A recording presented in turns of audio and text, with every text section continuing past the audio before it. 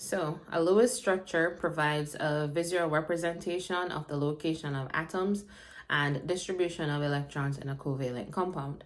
Now, Lewis structures, because they're two-dimensional diagrams, they do not tell us the three-dimensional shape of the molecule. Now, we're able to figure out or to draw a Lewis structure by completing the following steps. Step 1, we have to count the number of valence electrons in the molecule. Remember, the valence electrons are the ones that participate in bonding. Those are the outermost electrons. The inner electrons are still there, but we don't draw them because they aren't being shared or they don't participate in the bond. After we figure out our valence electrons, the next thing that we need to do is to put the least electronegative element in the center and connect terminal atoms with single bonds. Step 3, we have to complete the octet for the terminal atoms, and most atoms need 8 electrons to complete their octet, except for a few. For example, hydrogen only needs 2 electrons to complete that octet, and that is because hydrogen only has one shell, and on that first shell or that first orbital level, it can hold a maximum of 2 electrons. So once it gets 2 electrons, then its octet is complete. Step 4, we have to add up the electrons that you have used for the bonding and subtract them from the total. Remember that each single bond is made of 2 electrons. Any leftover electrons, then we add them to the central atom as lone pairs or as a lone pair. For step 5, we have to verify that all atoms have a complete octet, except for those few that are exceptions. And then we're done. So what if I'm asked to draw the Lewis structure for phosphorus trichloride, PCl3? So the very first thing I need to do is figure out my valence electrons. Phosphorus is in group 5, so it has 5 valence electrons. Chlorine is in group 7, it has 7 valence electrons. It's 3 chlorines, so that gives me 21. I'm adding that to 5 to give me 26 valence electrons in total.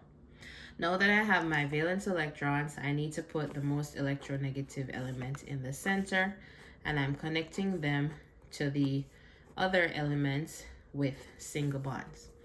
Now, each single bond is made up of 2 electrons or a pair of electrons, so that is 6 electrons already.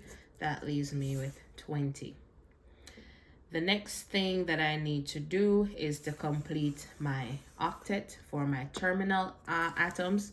So each chlorine having a bond to phosphorus already has 2 valence electrons, so I need to give it 6 more to make up the 8 electrons that are needed for the octet.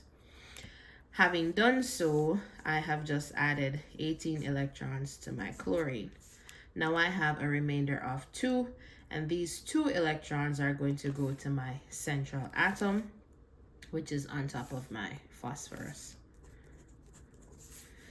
The final step, I need to double check to make sure that all my atoms have their valency complete, or their octet complete. So chlorine has 8, all chlorine has 8, and phosphorus also has 8 electrons. So that is how I do the Lewis structure for phosphorus trichloride. Example number 2, let's say I was asked to do the Lewis structure for carbon dioxide. Step 1, identify my valence electrons.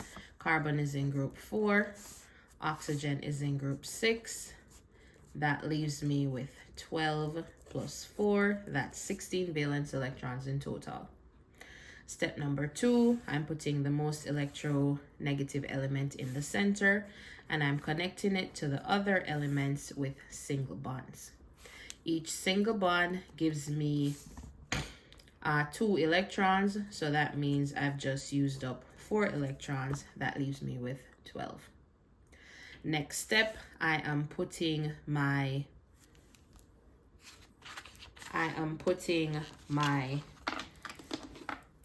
completing my octet for my terminal atoms.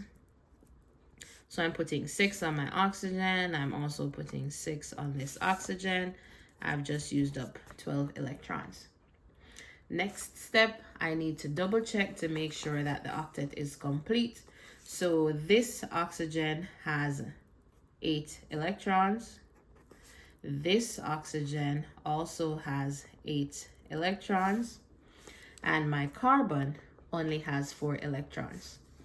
Now, what I need to do in order to complete the octet for my carbon, I need to move a pair of electrons from my oxygen and form a double bond with my carbon.